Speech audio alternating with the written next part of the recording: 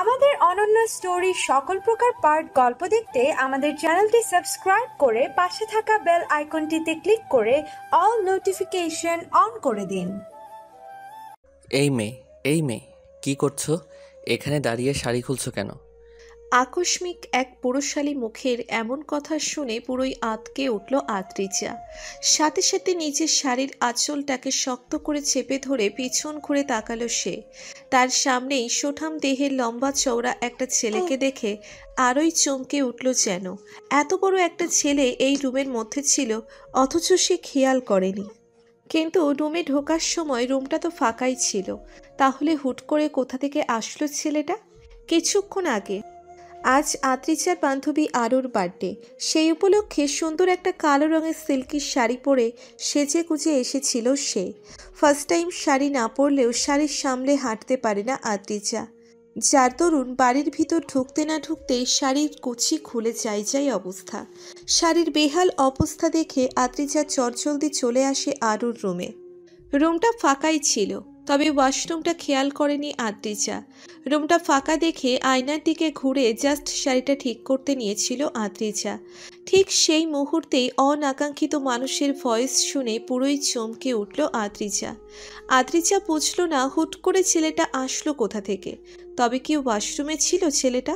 পরপর সব কথাগুলো ভাবল আদ্রিজা। আদ্রিজার ভাবনার মাঝখানে ক্ষিপ্ত মেজাজ নিয়ে বলল অভ্র। কি হলো? কথা বলছো না কেন? সঙ্গে সঙ্গে চমকে উঠল আদ্রিজা। কিছুটা হতভম্ব গলায় বলল সে। আসলে আর কিছু বলার আগেই সেখানে উপস্থিত হলো আদ্রিজার বেস্ট ফ্রেন্ড আরু। খানিকটা বিষণ্ণ মাখা মুখ নিয়ে বলল সে। আদ্রিজা হলো তোর? পরক্ষণে নিজের রুমে তার ভাই অভ্রকে দেখে খানিকটা অবাক হয়ে বলল আরু। ভাই, তুই আমার রুমে? উত্তরে অভ্র আরুর দিকে তাকিয়ে বলল, আমি আসলে আমার রুমের ওয়াশরুমটার ছিটকানিটা নষ্ট হয়ে গেছে, তার উপর তুষার আছে রুমে, তাই আর কি। অভ্রের কথা শুনে আরু বিস্মিত হয়ে বলে উঠল, ও। তাই এই মেয়েটাকে? অভ্রের কথা শুনে আরু আদ্রিজার কাছে দাঁড়িয়ে বলল, ভাই, ও আমার বেস্ট আদ্রিজা। এমন সময় সেখানে এগিয়ে আসলো তুষার। হতভম্ব গলায় বলল, অভ্র ভাই, কই তুই? তোর গার্লফ্রেন্ড তোর বান্ধবী ললিতা এসেছে। সঙ্গে সঙ্গে চোখ গরম করে তাকালো অভ্র তুষারের দিকে। আর আরু হেসে ফেলল, বলল, লজ্জা পাওয়ার মতো কিছু হয়নি, আমি কিন্তু সব জানি ভাই। অভ্র এবার তাকালো আরুর দিকে, চোখ গরম করে বলল, কি জানিস তুই? এই যে লাবণ্য আপুর সাথে তোমার ইন্টু পিন্টু চলছে। আরুর কথা শুনে তুষার আদ্রিজা দুজনেই হেসে ফেলল। যা দেখে অভ্র আরুর দিকে তেড়ে এসে বলল, তোকে তো আমি। অভ্রের কাণ্ডে আরু ভয় পেয়ে রুম থেকে বেরিয়ে যেতে যেতে বলল, আম্মু বাঁচাও। তুষার তখনও দাঁড়িয়ে দাঁড়িয়ে হাসছিল। তারপর হুট করেই বলে উঠল, আর কতদিন এভাবে নিজের ভালোবাসাকে লুকিয়ে রাখবে ভাই? এবার ললিতা ভাবি বানিয়ে দাও। দাঁড়া ললিতা থুড়ি, লাবণ্যকে তোর ভাবি বানাচ্ছি। বলেই তেড়ে গেল অভ্র তুষারের দিকে। অভ্রের কাণ্ড তুষারও দিল দৌড়। তাকে আর পায় কে? অভ্র দরজার কাছ পর্যন্ত গিয়েই দাঁড়িয়ে পড়ল। আর এদিকে আদ্রিজা চুপচাপ মুখ চেপে হাসল এদের কাণ্ড দেখে। হাসির আওয়াজ কানে আসতেই অভ্র পিছন ঘুরে তাকালো। দেখল আদ্রিজাকে। ব্ল্যাক শাড়ি, চুলগুলো বেনুনি করা, চোখে মোটা ফ্রেমের চশমা, আর একদম সাদা মাটা মেকআপ দিয়েছে মুখে। আজকালকার যুগে হয়তো খুব কম মেয়েই আছে যারা সাজগোজ করে না। এই মেয়েটা হয়তো সেই দলেরই একজন হবে। হঠাৎই অভ্রের আদ্রিজার হাসির কথা মনে পড়তেই হালকা ক্ষিপ্ত মেজাজ নিয়ে বলল, এই যে মিস ব্ল্যাকবেরি, এত হাসার মতো কিছু হয়নি। সঙ্গে সঙ্গে হাসি থামিয়ে চুপ করে দাঁড়িয়ে পড়ল আদ্রিজা। বুকটা যেন হুট করে কেঁপে উঠল তার। অভ্র বেরিয়ে যেতে নিল রুম থেকে। হঠাৎই কি মনে করে আরেকবার পেছন ঘুরে তাকিয়ে আদ্রিজাকে উদ্দেশ্য করে বলল, আর হ্যাঁ, নেক্সট টাইম কোনো রুমে ঢুকলে ওয়াশরুমে কেউ আছে কি না বিষয়টা খেয়ালে আনতে হবে, কিন্তু না হলে। বলেই থেমে যায় অভ্র। অভ্রের কথায় লজ্জায় কুঁকড়ে উঠল আদ্রিজা। নিজের কাজে নিজেই লজ্জিত সে। আদ্রিজা লজ্জা মাখা মুখ দেখে তেমন কিছু না বলেই চলে যায় অভ্র নিচের রুমের দিকে। শার্টের হাতা ফোল্ড করতে করতে সিঁড়ি বেয়ে নিচে নামতে লাগলো অভ্র। হঠাৎই চোখ যায় তার নিচে তার চিরচেনা বন্ধু মহলের দিকে। লাবণ্য, শিশির, আদিত্য, আহির আর তুষার। যদিও তুষার অভ্রের কাজিন লাগে, একই ভার্সিটির বন্ধু ছিল তারা। এখন পড়াশোনা কমপ্লিট করে যে যার বাবার কাছে নিযুক্ত হয়েছে মাত্র। অভ্রও তার বাবার নিজস্ব কোম্পানিতে নিউ বস হিসেবে যুক্ত হয়েছে কিছুদিনই হয়েছে। অভ্রের বন্ধুরা অভ্রকে নিচে আসতে দেখেই খুশি হয়ে পড়ল। ওই তো অভ্র চলে এসেছি। সাথে সাথে সবাই তাকালো অভ্রের দিকে। লাবণ্যও তাকালো অভ্রের দিকে। চোখাচোখি হলো দুজন। লাবণ্য আর অভ্রের সম্পর্কটা বন্ধুত্বের হলেও অভ্র লাবণ্যকে শুধু বন্ধুর নজরে দেখে না। তবে সাহস করে সেই নজরের কথা বলা হয়নি লাবণ্যকে। এই বিষয়টা তেমন কেউই জানতো না, কিন্তু সেদিন তার পার্সোনাল ডায়েরিতে তুষার হাত দিয়ে সব জেনে ফেলে, যার দরুন হাঁটতে বসতে তাকে ব্ল্যাকমেইল করেই যাচ্ছে। তবে তুষার কথা দিয়েছে যতদিন না সে চাইবে ততদিন তার ভালোবাসার কথাটা লাবণ্যকে বা তাদের ফ্রেন্ড সার্কেলের কাউকেই বলবে না। কিন্তু মাঝখান দিয়ে আরও সব জেনে যায়, তাও আড়াল থেকে তার আর তুষারের কথোপকথন শোনে। তারপর আর কি, দুই ভাই বোন মিলে সমানে তাকে পচিয়ে চলেছে। না পারছে কিছু করতে আর না পারছে সইতে। পরপর সব কথাগুলো ভাবতে ভাবতে নিচে নেমে এলো অভ্র। অভ্র নামার কিছুক্ষণের মধ্যেই আদ্রিজাও নেমে আসলো চট জলদি। এখন কেক কাটবে আরও। অতপর বলতে না বলতেই কেক কাটাকাটি পর্ব শেষ হতেই যে যার বাড়ি যাওয়ার জন্য উদ্দেশ্যে রওনা হওয়ার প্রস্তুতি নিল। এই অনুষ্ঠানের সময় মাঝে সাঝে শুধু একটু আধটু চোখাচোখি হয় আদ্রিজার সাথে অভ্রের। রাত প্রায় 11টার কাছাকাছি। দরজার সামনে লাইন দিয়ে দাঁড়িয়ে আছে লাবণ্য, শিশির, আদিত্য, আহির, তুষার, অভ্র আর অভ্রের মা। মূলত সবাইকে বিদায় জানাতেই দাঁড়িয়ে আছে সবাই। হঠাৎই আরও বলে উঠল, আবার আসবে কিন্তু লাবণ্য আপু। উত্তরে লাবণ্য মুচকি হেসে বলল, নিশ্চয়। অতপর সবাইকে বিদায় জানিয়ে বেরিয়ে পড়ল সবাই। যাওয়ার আগে লাবণ্য অভ্রের দিকে তাকিয়ে বলল, যাচ্ছি, আবার পরে দেখা হবে। লাবণ্যের কথা শুনে অভ্র মুচকি হেসে পড়ল। হুম। অভ্রের কথা শুনে তুষার অভ্রের কাঁধ জড়িয়ে ধরে বলল, শুধু অভ্রকে যাচ্ছি বললে হবে? ললিতা সুন্দরী আমাদেরকেও তো বলতে হবে। উত্তরে তুষারের মাথায় চাটি মেরে বলল, তুই যেদিন আমায় ললিতা বলা বন্ধ করবি সেই দিনই বলবো। যা বান্দর নাইয়া। তুইও বান্দর পোলা। ওদের ঝগড়া দেখে অভ্রের মা বলে উঠল, হয়েছে হয়েছে, আর ঝগড়া করতে হবে না।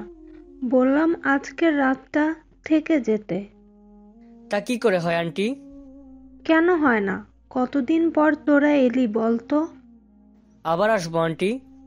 উত্তরে মুচকি হেসে বলল অভ্রের মা, সত্যি আবার আসিস কিন্তু। নিশ্চয় আন্টি, আজ তবে আসি। আয়। প্রতি উত্তরে সবাই আসছি বলে একে একে বেরিয়ে পড়ল নিজেদের বাড়ি যাওয়ার উদ্দেশ্যে। সবাই যেতেই অভ্র তাকিয়ে রইল লাবণ্যের যাওয়ার পানে, যা দেখে তুষার অভ্রের কানে কানে বলল, আর কতকাল শুধু দেখেই যাবে অভ্র ভাই?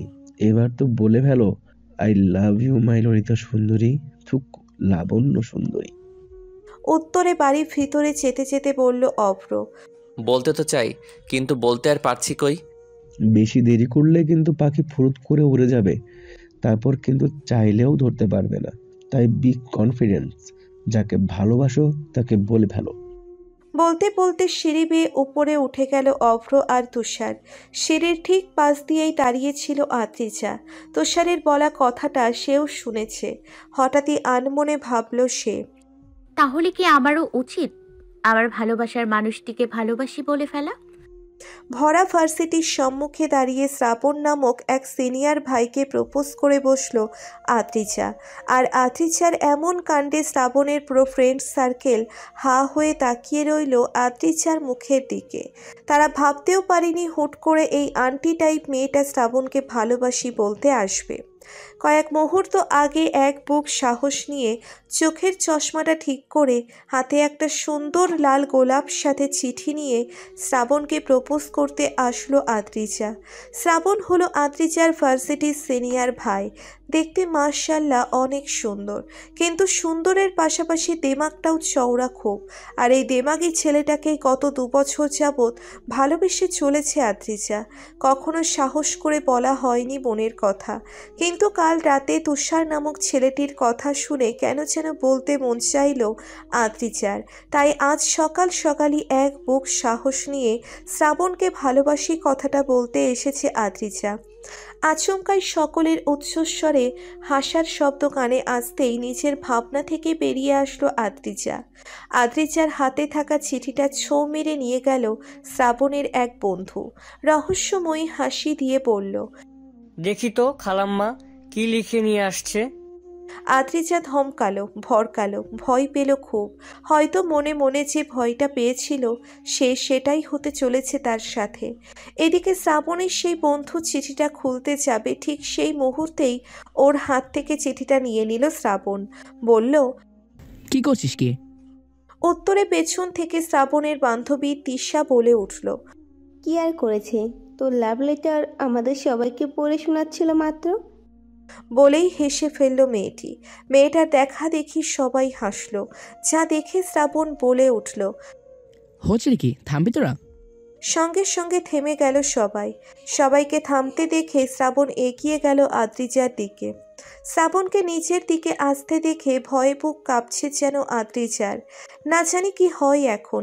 শ্রাবণ একটু একটু করে যতই সামনে আসছে আদ্রিজার বুক যেন ততই কাঁপছে। অতঃপর শ্রাবণ এসে মুখোমুখি দাঁড়ালো আদ্রিজার। পা থেকে মাথা অবধি স্ক্যান করলো একবার। একদমই সাদা মাটা পোশাকে 2 দিকে নিচু করে 2টো ছুটি করে চুল বাঁধা, সাথে চোখে চশমা। শ্রাবণ কিছুক্ষণ আদ্রিজার দিকে তাকিয়ে থেকে বলল, কোন ইয়ার? উত্তরে মাথা নিচু করেই বলল আদ্রিজা, জি সেকেন্ড। কোন গ্রুপ? ম্যানেজমেন্ট। চিঠিতে কি লেখা আছে? সঙ্গে সঙ্গে চমকে উঠল আদ্রিজা। এখন কি বলবে সে? আদ্রিজা ভাবল এখানে আর দাঁড়াবে না, আর জীবনেও এই ছেলের ধারে কাছেও ঘেঁষবে না সে। নিজের ভাবনায় অটুট থেকেই উল্টো দিকে পা ফেরার উদ্যোগ নিল আদ্রিজা, কিন্তু তার সেই ভাবনাতে এক বালতি পানি ঢেলে দিয়ে বলে উঠল শ্রাবণ, কি হলো, কথা বলছো না কেন? আদ্রিজা দাঁড়িয়ে পড়ে এক বুক সাহস নিয়ে বলল, আই এম সরি। আদ্রিজার কাণ্ডে হতাশ শ্রাবণ হতাশ হয়েই বলল, সরি ফর হোয়াট? তুমি যদি এই চিঠিটার জন্য সরি বলো তাহলে শুনে রাখো, আমি তোমার সরিটা নিচ্ছি না। আর এর ভিতরে কি লেখা আছে সেটা যেহেতু তুমি বলতে চাইছো না, তবে আমি নিজে পড়ে নেব। এটা পড়ে তোমার উত্তরটাও জানাবো। এই বলে আদ্রিজার হাতে থাকা গোলাপটা ছোঁ মেরে নিয়ে নিল শ্রাবণ। তারপর নাকে ঘ্রাণ শুকতে শুকতে বলল, নাইস। শোনো, কাল বিকেল 5টায় ভার্সিটির গেটের সামনে অপেক্ষা করো, তোমার উত্তরটা তুমি পেয়ে যাবে। আর হ্যাঁ, গোলাপটা কিন্তু খুব সুন্দর। আদ্রিজা অবাক হলো, ভয়ঙ্করভাবে অবাক হলো। তার যেন বিশ্বাসই হলো না শ্রাবণের কথা। যেখানে শ্রাবণের বন্ধুরা তাকে নিয়ে উপহাস করলো, সেখানে শ্রাবণ তাকে অপেক্ষা করতে বলছে। আদ্রিজা বেশি ভাবল না, উল্টো দিকে ঘুরে নিজের ক্লাসে যাওয়ার উদ্দেশ্যে রওনা হলো সে। আর শ্রাবণ আদ্রিজার যাওয়ার পানে তাকিয়ে থেকে গোলাপটা নাকে নিয়ে আর একবার গন্ধ শুকলো। এমন সময় ওর কাঁধে হাত দিয়ে বলে উঠল তিশা, তুই কি এই আন্টি টাইপ মেয়েটাকে দেখে ইমপ্রেস হলি? তিশার কথা শুনে শ্রাবণ হাসলো, শব্দ করে হাসলো। শ্রাবণের হাসি দেখে তিশা অবাক হয়ে বলল, তুই হাসছিস কেন? মতলবটা কি তোর? মতলবটা কিছুই না, শুধু টাইম পাস। তার মানে তুই এই মেয়েটার সাথেও? কিছুই করবো না। প্রতি উত্তরে হেসেই বলল তিশা। তুই আর ঠিক হলি না। তিশার কথা শুনে রহস্যময়ী হাসল শ্রাবণ, কিছু বলল না। ভার্সিটির নিচু ক্লাসরুমে প্রচণ্ড রাগ নিয়ে বসে আরু, আর তার পাশেই গোল হয়ে বসে আছে শরীফ, শিফাত, তুলি, বুশরা আর আশিক। মূলত আরুর রাগ এই পাঁচজনের ওপরই, কারণ এরা পাঁচজনের কেউই কাল তার বার্থডেতে আসেনি। কেন আসেনি সেই কৈফিয়তই দিচ্ছে সবাই, কিন্তু সকলের বাহানা শুনতে নারাজ আরু। এমন সময় সেখানে এগিয়ে আসলো আদ্রিজা। তার বন্ধু মহলকে দেখেই চট জলদি এগিয়ে গেল সে সেদিকে। ভাগ্যিস কেউ কিছু দেখেনি। আদ্রিজাকে দেখেই আশিক বলে উঠল, ওই তো আমাদের নিরিবিলি আদ্রিজা আফা চলে এসেছে। আশিকের কথা শুনে সবাই তাকালো আদ্রিজার দিকে। আদ্রিজা খানিকটা বিষণ্ণ মাখা মুখ নিয়ে বলল, কিছু কি হয়েছে?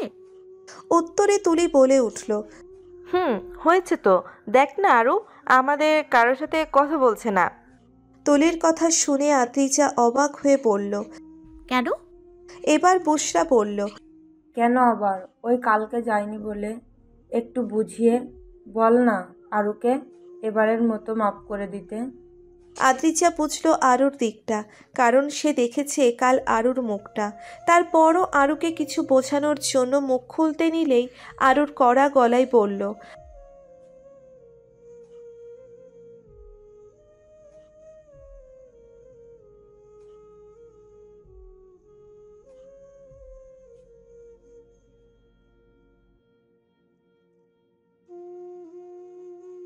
ওগো আমার আরু সোনা, এভাবে রাগ করেন না।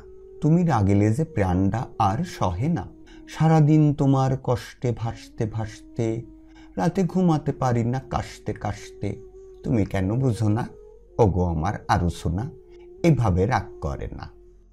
আশিকের কবিতা শুনে সবাই হেসে ফেলল, আর আরু রাগী গলায় বলল, তুই মরুস না কেন? যাসালা, এত সুন্দর কবিতা শোনালাম, তার দাম দিলি না। কোথায় নুবেল টুবেল ছুঁড়ে মারবি, তা না মারতে কসামাই। আমি মরলে কত লস জানোস তুই? হ্যাঁ, প্রচুর লস, আরো লাভ হবে। তো 1.5 টাকা দামের কবিতা শুনে অকালে মৃত্যুর হাত থেকে আমরা বেঁচে যাব। আরুর কথা শুনে আশিক কাঁদো কাঁদো ফেস করে চোখের পানি মোছার ভান করে বলল, এইভাবে কইতে পারলি? যেদিন আমি সত্যিকারের কবি হব, সেদিন দেখবি আমার বাড়ির ঘর মোছার কাজের ভিডিও তোরে বানাবো না। যা ভাগতো, তোর বাড়ির কাজের লোক তোর বউরে বানা। আশিকের কথা শুনে বুকে হাত দিয়ে বলল আশিক, বউরে বানামু কে? বউরে তো আমি বুকে জড়ায় ধইরা হাঙ্গা দিন ঘুমাবো আর সুন্দর সুন্দর কবিতা শোনামু। বলমু, ও আমার বউজান, তোমার জন্য মনটা আমার পাগল পান, হৃদয়টা খালি কয় তোমারে ভালোবাসি জান, তোমারে ভালোবাসি জান। তোমায় চিন্তায় হইছে কাশি, তুমি বুঝো না তোমারে কতটা ভালোবাসি। বলতে বলতে সত্যি সত্যি কাশি উঠে গেল আশিকের। আশিকের কাণ্ডে এবার আর নিজেকে ধরে রাখতে পারল না আরু। উচ্চস্বরে হেসে দিল সে। আরুর হাসি দেখে সবাই একসাথে বলে উঠল, এই তো আরো আসছে। সবার কথা শুনে আশিক কাঁদতে কাঁদতেই বলে উঠল, এই তো দেখছো আমার কবিতার কি পাওয়ার। আরু শুনে হাসছে। আশিকের কথা শুনে আরু বলে উঠল, তোর ওই কাশিমার্কা কবিতা শুনে কে আবার হাসবে না বলতো, ছাগল একটা। আরুর কথা শুনে আশিকা বেশ ভাব নিয়ে বলল, তুমি কি করে বুঝবা আরু শুনা কাশির কি নাম? একখান সিরাপের 80 টাকা দাম। আশিকের কথায় শুনে মাথায় হাত সবার। এই ছেলে সূত্রাপান নয়। বৃষ্টির পানিতে রাস্তাঘাট সব ময়লা, কাদা পানিতে টইটুম্বুর পুরো। কাল একদম শেষ রাতের দিকে বৃষ্টি নেমেছিল খুব, তার ওপর দুপুরেও বৃষ্টি নেমেছিল অল্প, যার দরুন পিছলে যাওয়া রাস্তাঘাট আরও পিছলে আর স্যাঁতসেঁতে হয়ে গেছে। ঘড়ির কাঁটায় বিকেল 4টের কাঁটায় ছুঁই ছুঁই হবে। মাথায় হাজারো চিন্তা ভাবনা নিয়ে হেঁটে বাড়ির উদ্দেশ্যে যাচ্ছিল আদ্রিজা। শ্রাবণ কাল কি বলবে তাকে, কি উত্তর দিবে সেই চিন্তাতেই অস্থির হয়ে যাচ্ছে যেন আদ্রিজা। এমন সময় আদ্রিজার ভাবনার মাঝে হুট করেই পাশ দিয়ে একটা গাড়ি যেতেই রাস্তায় ছুঁড়ে থাকা সব কাদা পানি ছিটকে লাগলো আদ্রিজার চোখে মুখে। আকস্মিক এমন কাণ্ডে চমকে উঠল আদ্রিজা। তৎক্ষণাৎ ঘাবড়ে গিয়ে চোখ মুখ খিচে বন্ধ করে ফেলল সে। এদিকে খানিকটা তাড়া নিয়েই গাড়ি নিয়ে যাচ্ছিল অভ্র। হঠাৎই কিছু একটা ভেবেই গাড়িটা থামালো সে। কাকে যেন দেখলো বলে মনে হলো। অভ্রের পিছনে যাওয়ার দরুন আবারও রাস্তায় জমে থাকা ময়লা কাদা পানি ছিটকে লাগলো আদ্রিজার গায়ে। পরপর দুবার একই কাণ্ডের রিপিট টেলিকাস্ট হতেই রাগ উঠল আদ্রিজার। সামনের গাড়িটির চালকের উদ্দেশ্যে কিছু বলবে, এরই মাঝে ড্রাইভার সিটে আরুর ভাই অভ্রকে দেখে অবাক হয়ে বলল সে। আপনি? হা হয়ে তাকিয়ে আছে অভ্র আদ্রিজার দিকে। এই ভরা রাস্তার মাঝে কেউ কাদায় ভূত হয়ে দাঁড়িয়ে থাকবে, এটা যেন কল্পনার বাহিরে ছিল তার। অভ্র অবাক হয়ে বলল আদ্রিজাকে, মিস ব্ল্যাকবেরি, এই কি অবস্থা করেছো নিজের? সার্কাস দেখিয়ে ফিরছো নাকি? অভ্রের কথায় রাগ উঠল আদ্রিজার। একেই তো নিচে দুবার গাড়ি আগে পিছনে এনে কাদায় ভূত বানিয়ে দিয়েছে, তার উপর আবার বাজে কথা বলছে। আদ্রিজা কিছু বলার জন্য মুখ খুলবে, এরই মাঝে পকেট থেকে নিজের রুমালটা বের করে আদ্রিজার দিকে এগিয়ে দিয়ে বলল অভ্র। এটা নাও। অভ্রের কাণ্ডে আদ্রিজা খানিকটা সাহসী গলায় বলল, আপনি মানুষটা তো ভারী ফাজিল। একই তো নিজের গাড়ি চালিয়ে কাদায় ভূত বানিয়ে দিয়েছেন, তার উপর কাটা ঘায়ে নুনে ছিটে দিচ্ছেন। আদ্রিজার কথা শুনে অভ্র অবাক হয়ে বিস্মিত গলায় বলল, নুনের ছিটে কোথায় দিলাম? আমি তো তোমায় সাহায্য করার জন্যই রুমালটা দিলাম। এই তো ভালো কথা বললাম, কানে নিলে না। এরপর যখন আশেপাশের লোকজন তোমায় দেখে হাসবে তখন বুঝবে। সব তো আপনার জন্যই হয়েছে। আমি ইচ্ছে করে কিছু করেছি নাকি? আচ্ছা ঠিক আছে, তুমি গাড়িতে ওঠো, আমি তোমায় তোমার বাড়িতে পৌঁছে দিচ্ছি। তার কোনো দরকার নেই, আমি একাই যেতে পারবো। বেশি বুঝো কেন? আর তাছাড়া আমার জন্যই যখন তুমি প্রবলেমে পড়েছো তখন আমি তোমায় হেল্প করছি, তাই কথা না বাড়িয়ে চলো আমার সাথে। বললাম না লাগবে না আপনার হেল্প। বলেই এগিয়ে যেতে লাগলো আদ্রিজা, আর অভ্র নিরাশ হয়ে গাড়িটাকে আবারও পিছনে নিয়ে যেতে লাগলো, যার দরুন আবারও কাদার ছিটে লাগলো আদ্রিজার গায়ে। এবার আদ্রিজা পারুক কেঁদে ভাসিয়ে দিক।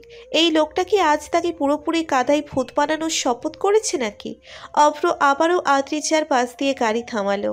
আবারও সেম জিনিস করে খুব লজ্জিত সে। অপরাধী গলায় আদ্রিজার দিকে তাকিয়ে বলল, আই অ্যাম সরি, প্লিজ গাড়িতে ওঠো, আমি তোমায় সত্যি তোমাদের বাড়িতে পৌঁছে দিব। এবার আদ্রিজা না চাইতেও মানা করতে পারল না, কারণ এবার সত্যিই বাজে অবাক অবস্থা তার। গায়ের জামাটাও বাজেভাবে কাদায় মেখে গেছে। হতাশায় আটকে গেল আদ্রিজা। গাড়ি ছুটছে তার আপন গতিতে। শহরের অলিগলি পথ পেরিয়ে এগিয়ে চলেছে আদ্রিজা আর অভ্র। আদ্রিজা তার হাতে মুখে লাগা কাদাগুলি অভ্রের রুমাল দিয়ে মুছে নিয়েছে অনেক আগেই। রুমালটা আর ফেরত দেয়নি, মুঠো ভর্তি করে চেপে ধরে আছে সেটা। হঠাৎই গাড়ি চালাতে চালাতে বলে উঠল অভ্র, আচ্ছা মিস ব্ল্যাকবেরি, তুমি কি সবসময় এমন সাদামাটা ভাবেই থাকো? অভ্রের কথা শুনে ভরকালো আদ্রিজা, বলল, মানে এটাই, একদমই সাজসজ্জা ব্যতীত থাকতে কি পছন্দ করো তুমি? আদ্রিজার সরাসরি জবাব। আদ্রিজার জবাব শুনে আর কিছু বলল না অভ্র, এগিয়ে গেল নিজেদের গন্তব্যের দিকে। হঠাৎই আদ্রিজা বলে উঠল, আচ্ছা আপনি তো কোথাও যাচ্ছিলেন, আমার জন্য এখন আপনার লেট হবে না? আদ্রিজার কথা শুনে সামনের দিকে তাকিয়ে থেকেই বলল অভ্র, একটু হয়তো লেট হবে, তবে টেনশন নিও না, আমি ম্যানেজ করে নিব। উত্তরে আর কিছুই বলল না আদ্রিজা, চুপ করে রইল সে। আদ্রিজাকে চুপ থাকতে দেখে অভ্রও আর কিছু বলল না, মনোযোগ দিল ড্রাইভিংয়ের দিকে। অতপর কিছুক্ষণের মাঝেই অভ্রের গাড়ি এসে থামল আদ্রিজার বাড়ির সামনে। বাড়ির কাছে আসতেই আদ্রিজা নেমে পড়ল তৎক্ষণাৎ। বাড়ির দিকে যেতে গিয়েও আবার পিছন ঘুরে অভ্রকে উদ্দেশ্য করে বলল, আসুন আমাদের বাড়ি, চা বা কফি খেয়ে যাবেন, আসুন। উত্তরে অভ্র হালকা হেসে বলল, আজ নয় অন্য আরেকদিন, এমনিতেও আমি একটু তাড়ায় আছি। তুমি যাও, তাড়াতাড়ি জামা কাপড় পাল্টে ফ্রেশ হয়ে নাও, না হলে ঠান্ডা লেগে যাবে। তা নয় হব, আপনি প্রথমবার আমাদের বাড়িতে আসলেন, এইভাবে দরজার সামনে দিয়ে চলে গেলে ভালো দেখায় বলুন? অন্য আরেকদিন আসবো, এখন আমার সত্যি যেতে হবে। আদ্রিজা আর জোর করল না, হয়তো সত্যিই ভীষণ তাড়াই আছে মানুষটা। আদ্রিজা বুঝল, বলল, ঠিক আছে, অন্য আরেকদিন এলে বাড়ি কিন্তু যেতে হবে আপনার। আদ্রিজার কথা শুনে খুশি মনে বলল অভ্র, নিশ্চয়ই, আজ তবে আসি। প্রতি উত্তরে আর কিছু বলল না অভ্র। চটজলদি গাড়ি স্টার্ট দিয়ে এগিয়ে গেল সামনে। আর আদ্রিজাও কিছুক্ষণ অভ্রের যাওয়ার পানে তাকিয়ে থেকে চলে যেতে নিল বাড়ির ভিতরে। হঠাৎই খেয়াল আসলো আদ্রিজার হাতে এখনো অভ্রের দেওয়া রুমালটা রয়েছে তার। আদ্রিজা ভাবলো কিছু পরক্ষণে ধুয়ে সুন্দর মতো পরিষ্কার করে পরে ফেরত দেওয়ার কথা ভাবল সে, কারণ রুমালটাই কাদা আছে অনেক। তপ্ত নিঃশ্বাস ফেলল আদ্রিজা। বেশি না ভেবে এগিয়ে গেল সে বাড়ির ভিতর। কলিং বেল বাজাতেই আদ্রিজার মা এসে দরজা খুলে দিল। মেয়ের এমন কাদায় ভূত হওয়া অবস্থা দেখে অবাক হয়ে বললেন উনি, এসব কি করেছিস তুই নিজের?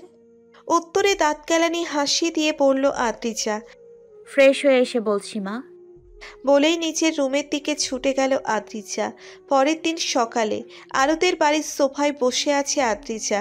মূলত আরুর সাথে ভার্সিটি যাওয়ার জন্যই এখানে এসেছে সে। তবে শুধু আরুর সাথে ভার্সিটি যাওয়াটাই মূল কারণ নয়, আর একটা কারণ আছে, আর সেটা হলো অভ্রের রুমালটা ফেরত দেওয়া, যেটা কাল রাতেই সাবান দিয়ে ভালো মতো ধুয়ে রেখেছিল আদ্রিজা। কিন্তু কিভাবে ফেরত দিবে সেটাই যেন বুঝতে পারছে না আদ্রিজা। এমন সময় সিঁড়ি বেয়ে নিচে নামছিল তুষার। সামনেই আদ্রিজাকে দেখে বললেন উনি, আরে আদ্রিজা, সেই যে কখন এলে? নিশ্চয়ই আরোর জন্য বসে আছো। তুষারের কথা শুনে বসা থেকে উঠে দাঁড়ালো আদ্রিজা। বলল, জি ভাইয়া।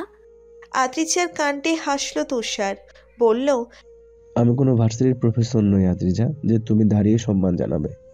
খানিকটা ভরকালো আদ্রিজা, মাথা নিচু করে ফেললো নিমেষেই। যা দেখে তুষার বলল, আরে আমি এমন কিছু বলিনি যাতে তুমি লজ্জা পাবে। যাই হোক, তুমি বসো, আমাকে একটু বের হতে হবে। বলেই বাড়ির দরজার দিকে যেতে নিল তুষার। হঠাৎ আদ্রিজা কিছু একটা ভেবে ডাক দিল তুষারকে। বলল, তুষার ভাইয়া। তুষার পেছন ঘুরে তাকালো তৎক্ষণাৎ। তারপর বলল, বলো। আমার একটা কাজ করে দেবেন ভাইয়া? আদ্রিজার কথা শুনে বেশ অবাক হয়ে বলল তুষার, কাজ? কি কাজ? উত্তরে নিচের ব্যাগ থেকে অভ্রের রুমালটা বের করে দিয়ে বলল আদ্রিজা, এইটা আরুর ভাই, অভ্র ভাইয়াকে দিয়ে দেবেন প্লিজ। আসলে আমি বুঝতে পারছি না কিভাবে এটা ওনাকে ফেরত দিব। তুষার ভরকালো, চমকালো, অবাক হলো খানিকটা। বলল, অভ্রের রুমাল তোমার কাছে কি করে চলে গেল? উত্তরে আদ্রিজা কিছু বলবে এরই মাঝে সেখানে উপস্থিত হলো আরু। চাকচিক্য পোশাক পরে সুন্দর মতো তৈরি হয়ে এসেছে সে। আরু আদ্রিজার দিকে তাকিয়েই বলে উঠল, আদ্রিজা, আমার হয়ে গেছে, চল। হুট করে আরুর ভয়েস শুনে হালকা চমকে উঠল আদ্রিজা। পরক্ষণেই নিজেকে সামলে নিয়ে বলল, তুই এগো, আমি আসছি। উত্তরে আরুও বেশি না ভেবে বলল, ঠিক আছে, আয় তাড়াতাড়ি। আরু চলে গেল। আরু যেতেই আদ্রিজা তুষারকে উদ্দেশ্য করে বলল, এটা ওনাকে মনে করে ফেরত দিয়ে দেবেন। আর এটা আমার কাছে কি করে এলো তাও ওনার কাছ থেকে জেনে নিয়েন ভাইয়া। আরুর আমার জন্য অপেক্ষা করছে। আমি তবে যাই এখন। হ্যাঁ, মনে করে রুমালটা দেবেন কিন্তু ভাইয়া। বলেই দৌড়ে বাড়ি থেকে বেরিয়ে গেল আদ্রিজা। আর তুষার জাস্ট হা হয়ে তাকিয়ে রইল আদ্রিজার যাওয়ার পানে। সে সত্যি বুঝল না অভ্রের রুমালটা আদ্রিজার কাছে কি করে গেল। আশ্চর্য তো, ভার্সিটি শেষ করে বাড়ি না গিয়ে ভার্সিটির গেটের সামনে দাঁড়িয়ে আছে আদ্রিজা। একরাশ ভয়, একরাশ টেনশন, একরাশ অস্থিরতা ফিল হচ্ছে তার। না জানি শ্রাবণ তার চিঠি পড়ে কি উত্তর দিবে। তবে আদ্রিজা সেই রকম মনোবল নিয়েই এসেছে যে শ্রাবণ যদি তাকে রিজেক্ট করে দেয় তবে ভেঙে পড়বে না। যথাসম্ভব শক্তপোক্ত রাখবে নিজেকে। যত যাই হোক, একটা ছেলের জন্য কখনো কোনো মেয়ের জীবন থেমে থাকতে পারে না। জীবন তো চলতেই থাকবে জীবনের মতো, কারণে অকারণে নিরালয়। ভাগ্যিস তার বন্ধু মহল জানে না শ্রাবণের বিষয়ে, তাই শ্রাবণ রিজেক্ট করে দিলেও খুব একটা প্রবলেম হবে না হয়তো। কিন্তু যদি আর ভাবল না আদ্রিজা, ততই যেন হাত পা শরীর কাঁপছে তার। আদ্রিজা বুঝতে পারছে না আদৌ শ্রাবণ আসবে কিনা। এমন সময় হঠাৎই পিছন থেকে ভেসে আসলো শ্রাবণের গলা। বলল সে, আদ্রিজা। সঙ্গে সঙ্গে বুক সমেত কেঁপে উঠল আদ্রিজার। থমকালো সে, ভয় করছে একটু। কি হয়, শ্রাবণ কি সত্যিই তাকে ফিরিয়ে দিবে? আদ্রিজা ভয়ে ভয়ে পিছন ঘুরে তাকালো। এরই মাঝে শ্রাবণ যা করলো তাতে আদ্রিজার চাক্ষু বেরিয়ে আসার উপক্রম। অবাক চোখে তাকিয়ে আছে আদ্রিজা শ্রাবণের দিকে। তার যেন বিশ্বাসই হচ্ছে না শ্রাবণ তার সামনে এইভাবে হাঁটু গেড়ে বসে প্রপোজ করবে। পুরো বাকরুদ্ধ হয়ে তাকিয়ে আছে আদ্রিজা শ্রাবণের মুখের দিকে। কিছুক্ষণ আগে শ্রাবণের ভয়েস শুনে পিছন ঘুরে তাকাতেই শ্রাবণকে নিচে বসে হাতে গোলাপ নিয়ে প্রপোজ করার ভঙ্গিতে বসে থাকতে দেখে অবাক হলো আদ্রিজা। আদ্রিজাকে অবাক করে দিয়েই বলে উঠল শ্রাবণ, আমি জানি তুমি হয়তো আমার কাছ থেকে এমন কিছু একটা আশা করনি, হয়তো ভাবোনি আমি এমন কিছু একটা করব, কিন্তু এটাই সত্যি, তোমাকে দেখার পর থেকেই রাতে ঘুম হয় না ঠিকমতো আমার। তোমার চিঠি পড়েই তোমার প্রেমে পড়ে গেছি আমি, তাই বলছি শোনো, আমিও তোমায় ভালোবাসি। I really love you. অবাক হলো আদ্রিজা, ভীষণ অবাক। আর সেই অবাকের রেসটাই এখনও যেন কাটেনি তার। পুরো হা হয়েই তাকিয়ে আছে আদ্রিজা শ্রাবণের দিকে। এদিকে আদ্রিজাকে হা হয়ে তাকিয়ে থাকতে দেখে ওর ভাবনার মাঝেই বলে উঠল শ্রাবণ, আর কতক্ষণ এভাবে দাঁড়িয়ে থাকবো? এবার তো পা ব্যথা করছে আদ্রিজা। শ্রাবণের কথা শুনে চমকে উঠল আদ্রিজা। তৎক্ষণাৎ নিজের ভাবনা থেকে বেরিয়ে এসে শ্রাবণের হাত থেকে গোলাপটা নিয়ে বলল, সরি। শ্রাবণ বসা থেকে উঠে দাঁড়ালো, বলল, ইটস ওকে। ভাগ্যিস তুমি গোলাপটা নিলে, না হলে তো পাটা আজ শেষই হয়ে যেত। আদ্রিজা শুনল শ্রাবণের কথা, তবে সেই কথার কোনো উত্তর না দিয়ে বিস্মিত কণ্ঠ নিয়ে বলল, আপনি কি সত্যি আমায় ভালোবাসেন শ্রাবণ? আদ্রিজার কথা শুনে শ্রাবণ অবাক হয়ে বলল, তোমার আমার কথা বিশ্বাস হচ্ছে না? আসলে তা নয়। তাহলে কি? প্রতি উত্তরে কিছু বলতে পারল না আদ্রিজা, চুপ করে রইল। অফিসে মিটিং রুম ছেড়ে মাত্র মিটিং সেরে নিজের রুমে ঢুকলো অভ্র। গায়ের কোটটার বোতামগুলো খুলল হাঁটতে হাঁটতে। বড্ড ক্লান্ত লাগছে নিজেকে। অভ্র তার চেয়ারে বসে গা এলিয়ে দিল নিমেষেই। চোখ দুটো বন্ধ করলো মাত্র, এমন সময় তার রুমের দরজায় নক করলো তুষার। বলল, আসবো অব্র ভাই? হুট করে তুষারের ভয়েস কানে আসতেই চোখ খুলল অভ্র। অবাক চোখে তাকালো সামনে। সত্যি সত্যিই নিজের রুমের বাহিরে তুষারকে দেখে অবাক হয়ে বলল সে,